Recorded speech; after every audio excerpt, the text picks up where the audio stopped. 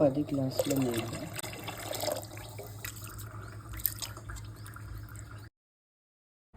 పసుపు, 2 స్పూన్స్ కారం, 2½ spoons salt,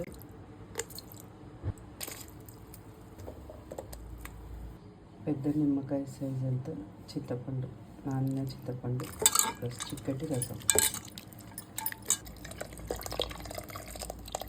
గీ 2 spoons. 4-5 whistle వచ్చే వరకు ఉంచాలి.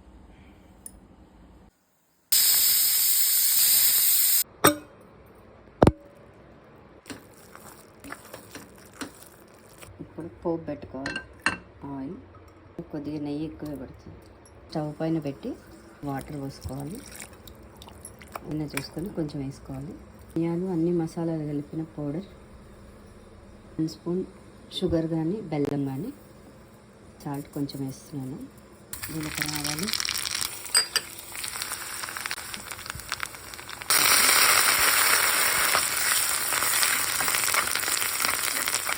వేసి ఇంత లూజ్గా ఉండాలి.